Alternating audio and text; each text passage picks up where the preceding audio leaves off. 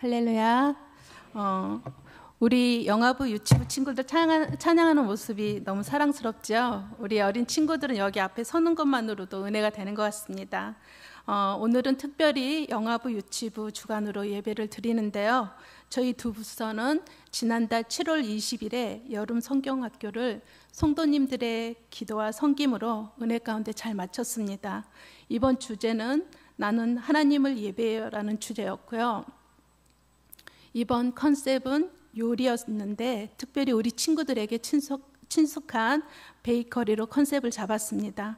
우리가 사랑하는 사람을 위해서 정성껏 요리해서 음식을 대접하듯이 하나님을 사랑하는 마음으로 정성껏 예배해야 함을 우리 친구들이 말씀과 프로그램 활동을 통해 내면화하는 그런 귀한 시간을 가졌습니다. 그리고 이번 여름 성경학교 때는 저희가 처음으로 예부로 나가서 키즈 카페에서 체험활동과 물놀이를 통해 친교의 시간을 가졌습니다. 이 시간을 통해 신앙 안에서 즐겁고 행복한 추억을 만들었는데요. 이 시간 잠깐 영상 보시면서 영화부 유치부 여름 사역을 어떻게 진행했는지 살펴보는 시간 갖도록 하겠습니다.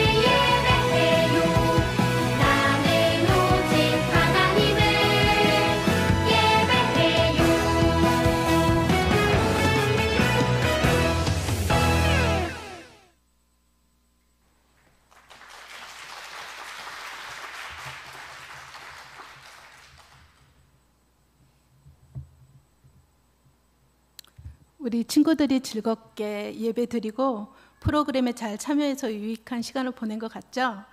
사실 토요일에 비가 와서 온다고 해서 저희들이 엄청 기도했거든요.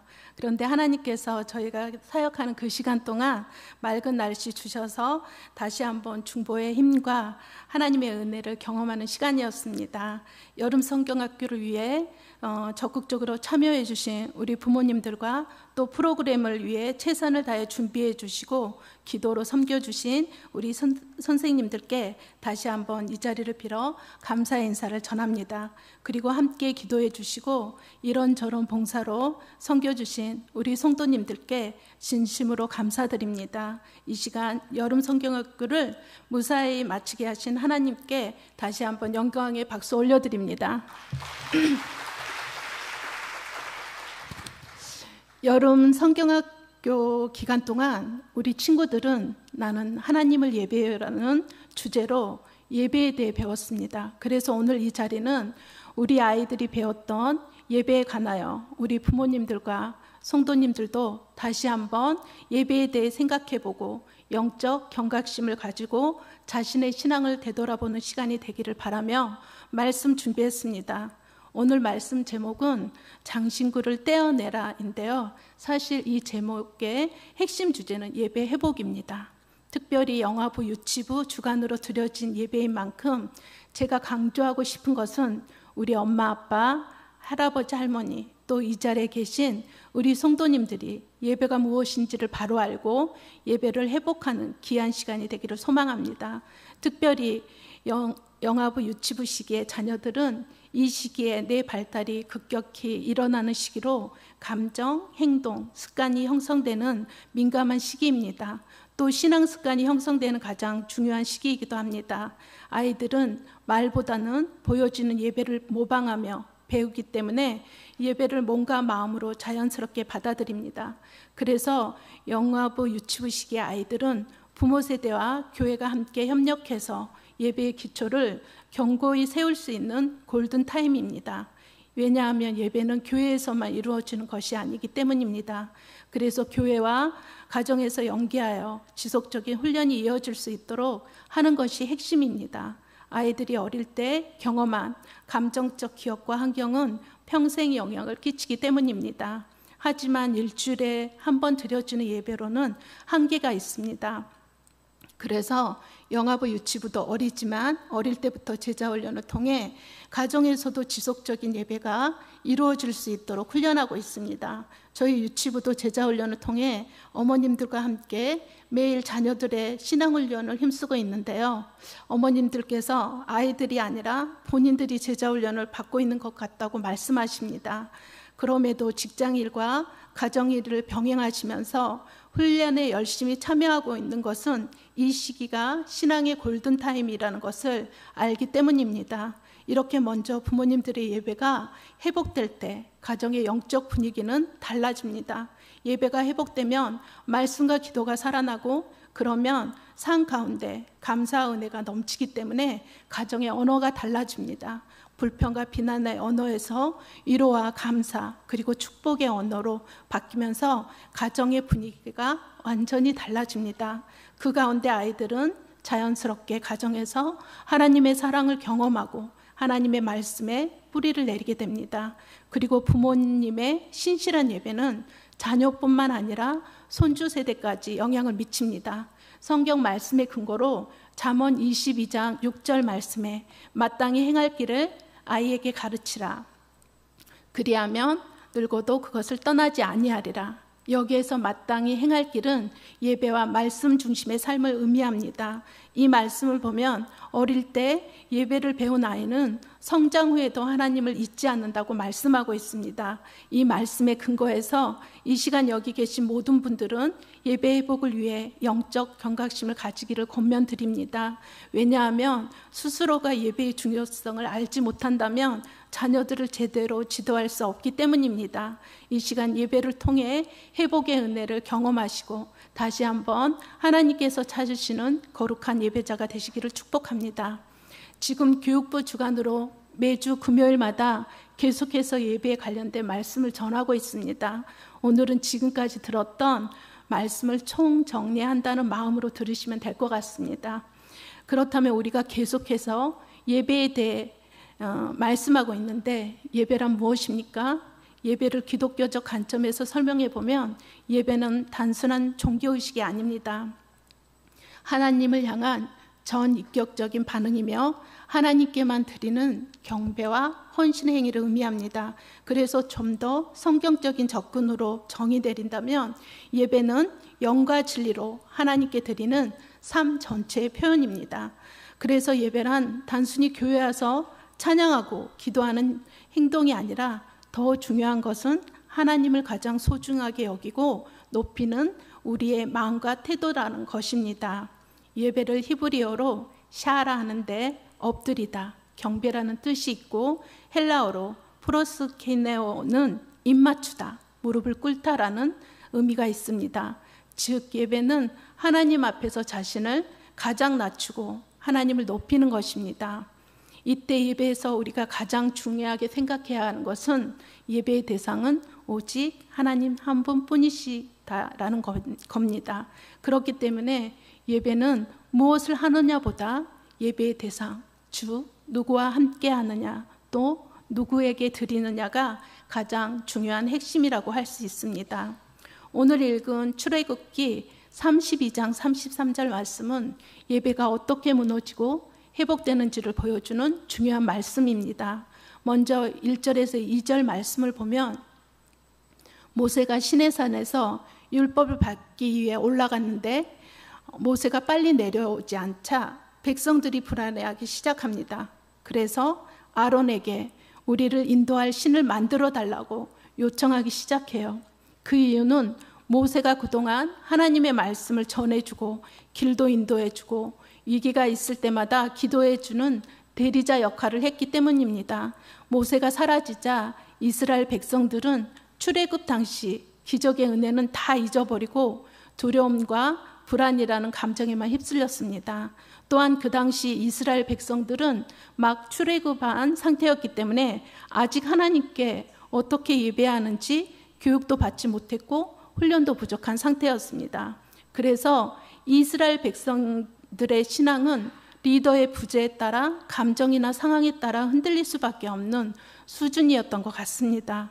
그런데 이러한 태도는 오늘날 우리의 모습과도 비슷합니다. 하나님의 응답이 없거나 응답이 느려질 때 불안함과 조급함에 빠져서 기도 대신 사람을 의지하거나 세상적인 방법을 통해 얻으려는 우리의 모습과 비슷합니다. 사실 이스라엘 백성들은 하나님을 모르는 사람들이 아니었습니다. 그런데 자신들이 불안하니까 욕구에 따라 하나님의 대체물이 필요했던 겁니다. 이처럼 우리가 드리는 예배도 마찬가지입니다. 형식은 잘 갖춰져 있는 예배의 모습이지만 그 동기와 중심이 내 만족, 내 감정, 내 편의에만 있다면 하나님이 중심이 아닌 내가 만든 하나님, 즉 금송아지를 만들어 예배드리는 것과 다름이 없습니다. 그리고 본문 2절에 보면 아론 또한 하나님의 뜻이 아닌 백성들의 요구를 우선시했습니다.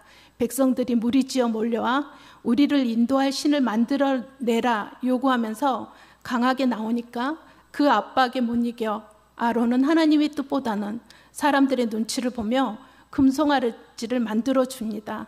무엇보다도 안타까운 것은 아론이 받은 금 귀고리 장신구들은 하나님께서 출애굽할 당시에 주셨던 은혜의 결과물들입니다. 그런데 이것을 이스라엘 백성들은 우상을 만드는 데 사용했습니다. 이 말씀을 우리에게 적용해 보면 이스라엘 백성에게 은혜의 결과물을 주셨던 것처럼 하나님께서 우리에게 주신 달란트와 축복은 하나님을 경배하고 영광 돌리는 데 쓰라고 주신 것인데 이것을 자신을 드러내는 데 사용하거나 자신의 의의가 된다면 이 또한 금 귀고리로 송아지를 만들어냈던 이스라엘 백성들과 똑같은 죄를 범하고 있는 것입니다. 이것을 또 예배에 적용해 볼 수 있는데 예배를 위한 모든 섬김이 하나님 중심이 아닌 사람들 중심이 되어 있다면 이것은 예배의 대상과 중심이 잘못되어 있는 것입니다. 특별히 설교자, 대표 기도자, 특송, 찬양 인도자 등은 사람들을 의식하지 않도록 경계해야 할 부분입니다. 또한 모든 예배자들은 나는 낮추고 하나님을 높이며 경외하는 마음으로 예배해야 합니다. 예배는 마치 왕이 나타날 때 백성들이 모두 무릎을 꿇고 경례하듯이 예배 시간에 하나님이 우리의 인생의 왕이라는 걸 인정하고 높여드리는 시간이기 때문입니다. 그런데 우리는 하나님을 높여드려야 한다는 것에 대해서는 많은 성도님들이 어느 정도 인지하고 있습니다. 그런데 정작 자신을 낮추어 예배에 임해야 한다는 사실은 종종 놓치고 있는 것 같습니다. 자신이 하나님 앞에 얼마나 큰 죄인이고 은혜 받은 자인지를 안다면 겸손하고 낮아진 자세로 나아갈 수밖에 없습니다. 그래서 우리는 예배 전 미리 나와서 하나님께 마음을 비워 집중하고 회개하는 마음으로 기도하면서 말씀을 사모하는 겸손한 자세가 필요합니다. 예배는 이렇게 자신을 낮추고 일주일 동안 살아왔던 자신의 삶을 가지고 주님 앞에 나와 주님을 경배하고 찬양하는 시간입니다. 그래서 매주일 드려지는 예배는 하나님 앞에서 일주일의 삶을 결산하는 날이면서 동시에 일주일의 첫 시작점이 되는 시간입니다. 본문 3, 4절을 보면 아론은 샘물을 녹여 부은 다음 조각칼로 송아지 형상을 만듭니다. 그리고 이는 너희를 애굽 땅에서 인도하여 낸 너희 신이라 하면서 자신들이 만든 송아지를 하나님이라고 부릅니다. 그리고 충격적이게도 하나님이 하신 일을 금송아지가 했다고 주장합니다. 이스라엘 백성들은 겉으로는 하나님을 떠나지 않았습니다. 제사를 지내고 있었으니까요. 그런데 자기들의 방식대로 하나님을 섬겼습니다. 이것이 바로 혼합주의입니다. 외형적인 겉으로 보이는 것은 신앙처럼 보여도 그 중심은 하나님이 아닌 자기 만족의 신앙이 들어가 있습니다. 우리도 마찬가지입니다. 하나님이 주신 돈과 시간과 재능을 세상의 목적으로 사용하면서 보이지 않는 하나님보다 눈에 보이는 성공, 물질, 사람들만 의지하려 한다면 겉으로는 우리가 하나님을 섬기고 예배한다고 하지만 결국 하나님이 아닌 다른 것을 섬기고 있는 것입니다. 4절에 보면 아론이 금고리를 받아 부어서 조각칼로 새겨 송아지 형상을 만드는 모습을 볼 수 있습니다. 저는 아론이 하나님보다 사람의 눈치를 보며 진리와 타협하는 모습이 정말 안타까웠습니다. 하지만 이런 아론의 모습은 저희들에게도 종종 나타납니다. 저희들이 사역하면서 때로는 사람들의 인정을 구하고 진리와 상관없이 사람들의 마음을 얻기 위해 때로는 인기 있는 사람, 착하고 좋은 사람이 되고자 노력할 때가 있습니다. 하나님께서 하신 일을 금송아지가 했다고 이스라엘 백성들이 고백했던 것처럼 때로는 하나님께서 하신 일을 자신의 능력이 있어 잘해내고 있다고 착각할 때도 있습니다. 오늘의 말씀을 보면서 지도자든 백성이든 진리에서 조금만 벗어나면 언제든지 하나님 대신 우상 숭배에 빠질 수 있다는 것을 말씀을 통해 배울 수 있습니다. 계속해서 5절에서 6절을 보면요, 금송아지를 만든 이후 백성들이 이 우상 앞에서 예배하고 제사드리고 축제를 벌이는 장면이 나옵니다. 겉보기에는 하나님께 드리는 예배 같지만 실상은 하나님을 향한 예배가 아닌 우상 숭배였습니다. 아론은 금송아지를 만든 후 제단을 쌓고 공식적으로 선포합니다. 내일은 여호와의 절일이니라. 아론은 금송아지를 하나님과 연결시키고 하나님을 예배하는 척합니다. 백성의 요구를 들어주면서도 신학의 외적인 모습은 갖춘 것입니다. 하지만 본질은 우상 앞에서 드리는 위장된 예배일 뿐이었습니다. 오늘날의 예배도 마찬가지입니다. 사람에게 보이려는 예배, 감정에 취한 예배, 형식만 남은 예배는 결국 혼합주의 예배, 자기 중심적 예배가 되고 맙니다. 성경 전체를 보면 하나님께서는 섞이는 것을 굉장히 싫어하십니다. 그래서 하나님께서는 이방 민족과 섞이지 않도록 조금은 잔인하다 싶을 정도로 전쟁을 통해 진멸시킬 때가 있습니다. 그리고 이방 여인들과 결혼하고 그들의 문화와 종교를 받아들이는 행위를 심각한 죄로 여깁니다. 하나님께서는 이 금송아지 사건 이후에 레위기서에 음식법, 정결법, 의복법, 절기 등 구체적인 규례들을 주시면서 내가 거룩하니 너희도 거룩하라 말씀하십니다. 레위기서의 제사법과 절기와 규례들이 얼마나 복잡하고 어렵습니까? 저는 그 당시에 태어나지 않은 것을 성경을 볼 때마다 감사하게 생각합니다. 그리고 구약의 제사를 보면 얼마나 많은 시간과 물질과 정성이 들어갑니까? 하지만 예수님께서 십자가에서 산 제물이 되어주심으로 우리가 더 이상 제사를 드릴 필요가 없도록 제 문제를 해결해 주셨습니다. 너무나도 감사하고 다행이라 생각합니다. 하지만 예수님께서 구약의 제사를 잠시 생각해 보면 지금의 예배보다는 훨씬 엄숙하고 진지하고 경건한 모습이 그려집니다. 그리고 그 당시 도축하고 피를 뿌리고 태우는 그 자체만으로도 그저 평화롭고 경건한 그런 예배의 분위기는 아닙니다. 때로는 대제사장이 목숨을 걸어야 할 만큼 엄숙하고 두렵고 떨림으로 드렸던 진지한 예배였습니다. 그런데 지금의 예배는 어떻습니까? 모든 형식들이 간소화되었고 모임도 사라지고 시간도 짧아지고 세련되고 편리해졌습니다. 그런데 이렇게 간소해진 예배의 형태만큼 주님을 향한 우리의 마음과 태도까지도 사라지고 약해지고 축소되어 버린 건 아닌지 잠시 그런 생각을 해보았습니다. 레위기서는 하나님께서 정말 친절하게 하나하나 세밀하고 자세히 가르쳐주고 계십니다. 하지만 저희가 레위기서를 보면 참 어렵고 지루하고 딱딱하다고 느껴질 때가 있습니다. 그런데 말씀 한 절 한 절을 읽다 보면 하나님의 사랑이 느껴져요. 자식을 사랑하는 부모님이 이렇게 살아라, 이건 조심해라, 이렇게 하면 복 받는다, 정성과 사랑을 담아 쓴 편지처럼 느껴집니다. 이렇게 이스라엘 백성에게 하나님께서 레위기서를 주신 이유는 이스라엘 백성들이 어떻게 하나님을 예배해야 하는지, 어떻게 섬겨야 하는지, 어떻게 거룩한 백성으로 살아가야 하는지를 잘 몰랐기 때문에 주신 겁니다. 왜냐하면 예배는 주일만 드리는 한 시간이 아니라 일주일의 삶 전체를 의미하기 때문입니다. 예배하면 단순히 교회에서 드리는 한 시간을 떠올리기 쉽지만 사실 예배는 여러 가지 의미가 복합적으로 함축되어 있고 연결되어 있습니다. 거룩하신 하나님께서 우리를 구별되게 부르셨기 때문에 우리의 삶은 거룩해야 하고 또 우리가 거룩함으로 구별되지 못하면 섞이기 때문에 이것은 곧 우상 숭배가 됩니다. 그러면 우리는 하나님께 온전한 예배를 드릴 수가 없어요. 그래서 예배는 창세기에서부터 계시록에 이르기까지 아주 중요한 의미를 가지고 있습니다.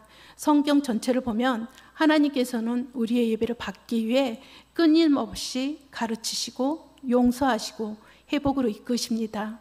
예배는 예배가 만들어진 창조시대부터 계시록까지 새하늘과 새 땅에서도 계속해서 드려져야 하는 것이기 때문에 예배의 중요성은 강조하고 강조해도 부족하지 않습니다. 거룩이란 단순히 도덕적으로 착하거나 깨끗하다는 의미를 넘어섭니다. 히브리어로 카도시, 즉 구별되다, 다르다, 따로 떼어놓다는 뜻이 있습니다. 헬라어로는 하기오스, 즉 거룩한, 성별된, 하나님께 속한이라는 의미입니다. 그런데 이날 이스라엘 백성들은 하나님과 우상을 혼합해 버렸습니다. 거룩한 삶은 자기 절제와 순종의 삶인데 6절에 보면 먹고 마시며 뛰놀다라는 표현이 나옵니다. 이것은 단순히 먹고 마시고 파티한다는 의미가 아닙니다. 당시 이방 축제는 특히 성적 문란한 술파티를 의미하는 것입니다. 우상 숭배의 제물을 먹고 마시고 뛰놀았던 것입니다. 거룩은 다르게 사는 것인데 이스라엘 백성들은 세상의 방식 그대로 정욕을 따라 하나님이 아닌 자기를 위한 예배, 인간의 감정과 쾌락으로 예배를 드린 것입니다. 우상 숭배는 하나님과의 관계를 파괴하고 거룩한 공동체를 더럽힙니다. 이렇게 이스라엘 백성들은 이날 하나님 앞에서 심각한 죄를 저지르고 말았습니다. 사랑하는 성도 여러분, 송원교회에서는 매주 드려지는 예배가 수도 없이 많습니다. 그런데 저는 이사야서 1장 11절에서 15절의 말씀을 볼 때마다 우리의 예배, 나의 예배를 하나님께서는 어떻게 바라보고 계실까 때론 두려워질 때가 있습니다. 이사야서 1장 11절에서 15절 말씀을 한 절 한 절 하나님의 마음을 살피면서 다 함께 읽겠습니다. 시작. 여호와께서 말씀하시되 너희의 무수한 재물이 내게 무엇이 유익하뇨? 나는 순양의 번제와 살진 짐승의 기름에 배불렀고 나는 수송아지나 어린 양이나 순염소의 피를 기뻐하지 아니하노라. 너희가 내 앞에 보이러 오니 이것을 누가 너희에게 요구하였느냐? 내 마당만 밟을 뿐이니라. 헛된 재물을 다시 가져오지 말라. 분향은 내가 가증히 여기는 바요. 올삭과 안식일과 대회로 모이는 것도 그러하니 아울러 악을 행하는 것을 내가 견디지 못하겠노라. 내 마음이 너희와 올삭과 정한 절기를 싫어하나니 그것이 내게 무거운 짐이라. 내가 지기에 곤비하였느니라. 너희가 손을 펼 때 내가 내 눈을 너희에게서 가리고 너희가 많이 기도할지라도 내가 듣지 아니하리니 이는 너희의 손에 피가 가득함이라. 제사, 분향, 안식일, 절기 이 모든 것은 하나님께서 명령하신 것들입니다. 그런데 하나님은 그것들을 가증스럽고 싫다고 하십니다. 짐스럽고 지기에 곤비하다고 하십니다. 하나님께서 우리에게서 눈을 가리고 기도해도 듣지 않겠다고 하십니다. 왜냐하면 우리의 손에 피가 가득하기 때문입니다. 겉으로는 예배와 기도를 드리지만 삶에서는 죄악과 위선이 가득했기 때문에 하나님께서 오히려 그것이 고통스럽다고 말씀하고 있습니다. 하나님을 예배 드릴 때마다 하나님을 기쁘시게 해드리는 자리가 되어야 하는데 하나님께 고통을 드리고 있는 자리가 되고 있다는 것입니다. 이 말씀을 읽는데 너무 마음이 아팠습니다. 현재 송원교회에서 매 시간 드려지는 예배를 하나님께서는 어떻게 보고 계실까요? 우리의 수고와 헌신은 과연 의미 있는 섬김일까요? 일주일 동안 세상 가운데 마음껏 재짓고 와서 더러워진 의복을 입고 자리에 앉아 그 한 시간 하나님께 드려지는 예배마저도 졸고 있고 딴 생각하고 설교를 판단합니다. 이미 여러 해 동안 드려왔던 습관에 따라 정해진 자리에 앉아 찬송이 아닌 노래로 그렇게 오늘도 주일 성수했다 출석 도장 찍듯이 예배 드리고 있지는 않습니까? 오래전 제 지인 한 분이 저는 중학교 때부터 예배를 포기했어요 라고 말씀하셨습니다. 예배를 포기하다니 너무 안타까웠습니다. 또 우리 어머님들은 아이들을 데리고 드리는 예배가 예배를 드리는 건지 뭔지 모르겠다고 어차피 포기했다는 듯이 말씀하세요. 오랜 시간 예배를 형식적으로 드리고 예배에 늘 실패하고 승리하지 못하니까 이제는 그런 삶이 너무나 익숙해진 겁니다. 정말 자신이 영적으로 죽어져 가고 있다는 것을 안타까워하는 마음조차 없이 대수롭지 않게 예배를 포기했다고 말하는 상태까지 온 겁니다. 여러분 지금 어떤 상태입니까? 여러분도 혹시 예배를 포기했습니까? 예배의 감동과 감격이 없다면 정말 그것은 심각한 상태입니다. 사랑하는 성도 여러분, 예배 시간 주님과 만나는 예배를 드리고 있는지 진심으로 점검해 보시기 바랍니다. 찬양이 나의 신앙의 고백이 되어져서 눈물이 나고 기도하다가 나를 구원하신 주님의 사랑과 은혜가 너무 커서 고백이 되어져서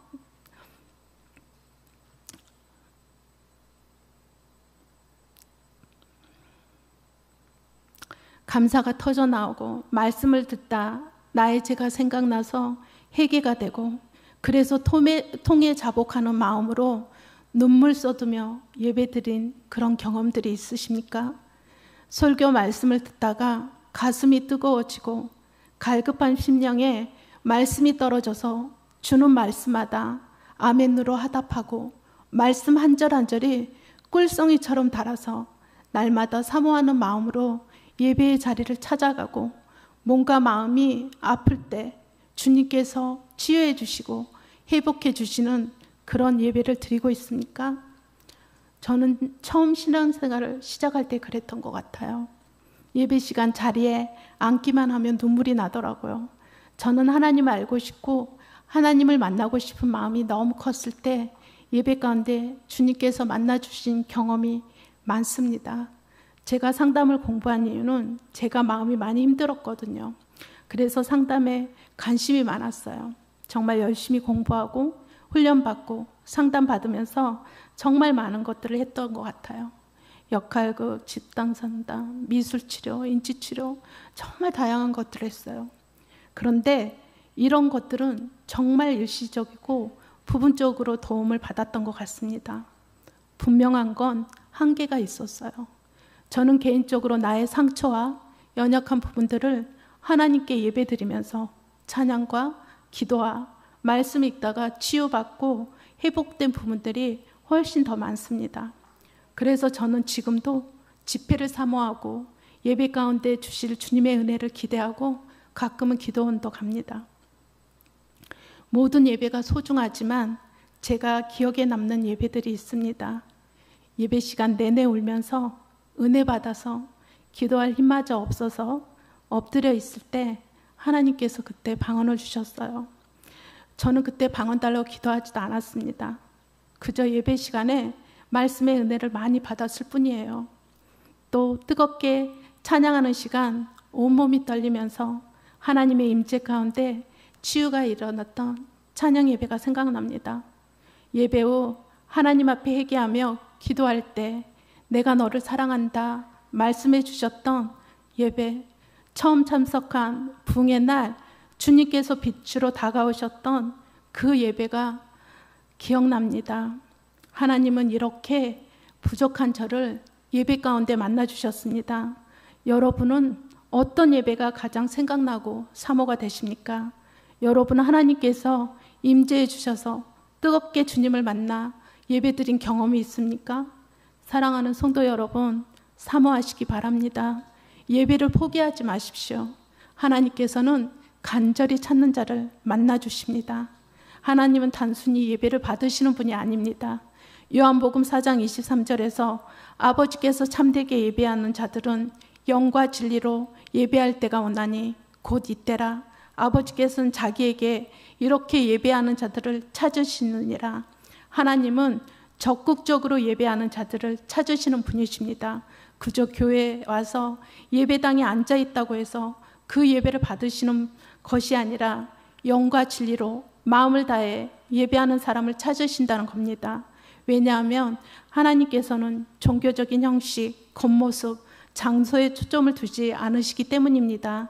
내가 사랑방 예배, 수요 예배, 새벽 예배, 주일 예배를 몇 번 참석했느냐가 중요한 것이 아니라 그보다 더 중요한 것은 하나님께 마음을 들여 예배했느냐입니다. 내가 모든 예배를 다 참석했는데 마음이 없이 그 자리에 앉아 있었다면 그게 하나님과 무슨 상관이 있겠습니까? 그것이 바로 바리새인이며 종교인이며 자기의를 쌓는 회칠한 무덤인 것입니다. 내가 그래도 중직자인데 직분자인데 예배는 참석해야지. 물론 그 마음도 귀합니다. 교회 예배 시간에 썰렁하고 아무도 모이지 않고 그러면 교회가 얼마나 삭막하겠어요. 그런데 이것은 사람의 눈으로 보았을 때 위로와 격려는 될 수 있지만 그 많은 사람들 가운데 하나님은 진심으로 예배 드리는 한 사람을 찾으신다는 것을 기억하시기 바랍니다. 여기에 1000명이 앉아 있을지라도 하나님이 찾으시는 예배자 그 한 사람이 없다면 이 자리는 아무 의미가 없습니다. 지금 이 시간 우리 성도님들은 어떤 마음으로 이 자리에 앉아 계십니까? 여러분은 하나님이 찾으시는 거룩한 예배자입니까? 사랑하는 성도 여러분, 지금 이 순간 우리는 예배 회복을 위해 그리고 거룩한 백성으로 서기 위해 이제는 결단해야 할 시간입니다. 성경 출애굽기 33장 5절에서 6절 말씀은 하나님이 거룩하심을 선포하시는 장면입니다. 하나님은 금송아지 사건 이후 자기 백성과 함께 하시는 것조차 위태롭다고 하십니다. 그 이유는 이스라엘 백성이 거룩하지 못하기 때문입니다. 하나님께서는 이스라엘 백성에게 목이 곧은 백성이라고 말씀하십니다. 목이 곧다는 것은 완고하고 회개하지 않았다는 의미입니다. 그 당시 장신구는 예국과 우상문화 그리고 자아를 상징하는 장식품들이었습니다. 이것은 단순한 옛적인 장식이 아니라 자기자랑, 세속적인 기호, 우상숭배의 흔적들이었습니다. 그래서 하나님께서는 이제 그것들을 떼어내라 명령하십니다. 예배의 복은 회개와 정결에서 시작됩니다. 장신구를 떼어내라 하는 의미는 우상을 버리고 자기를 내려놓아라 라는 의미입니다. 거룩하신 하나님 앞에서 예배하려면 죄를 자백하고 세속적인 태도와 마음을 내려놓는 정결한 자세가 필요한 것입니다. 장신구는 자기 중심성, 자랑, 세속의 향락들을 상징합니다.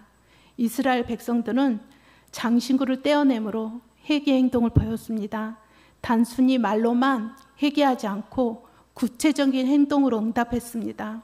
오늘날 저희들도 예배를 회복하기 원한다면 나의 시간을 다시 하나님께 드리고 세상 중심의 예배 태도를 버리고 또한 삶에 있어 정결하게 살려는 의지를 구체적으로 나타내야 합니다. 사랑하는 성도 여러분, 여러분에게 있어 떼어내야 할 장신구는 무엇입니까? 지금 이 시간 하나님께서 여러분에게 주신 기회의 시간일 수 있습니다. 예배를 포기하지 마십시오. 하나님께서 지금 이 자리에 앉아 계신 여러분께 명령하고 계십니다. 너희의 장신구를 떼어내라. 사랑하는 성도 여러분, 지금까지 우상숭배와 거룩함이 예배와 어떤 연관성이 있는지, 왜 예배를 회복해야만 하는지, 그리고 예배란 무엇인지, 어떻게 드려야 하는지에 대해 묵상했습니다. 예배의 복은 삶의 태도 회복입니다. 태도 회복입니다. 가정에서, 일터에서 예배자로 살아가면 자녀들도 따라옵니다. 여름 성경학교 때 아이들이 배운 하나님을 예배해요는 어른인 우리가 먼저 살아내야 할 진리입니다. 우리 아이들은 우리의 모습을 따라 예배를 배웁니다. 부모가 예배자이면 자녀도 예배자로 자랍니다. 부모가 거룩하면 자녀들도 거룩하게 살아갑니다. 사랑하는 성도 여러분, 이 시간 하나님 앞에서 세속의 풍속에 따라 치장했던 나의 장신구들을 떼어내버리고 하나님께서 만나주셨던 호렙산으로 지금 다시 나아가시기를 축복합니다. 그리고 겸손함으로 그 예배의 자리에 나아가 하나님의 임재를 경험하시기를 부탁드립니다.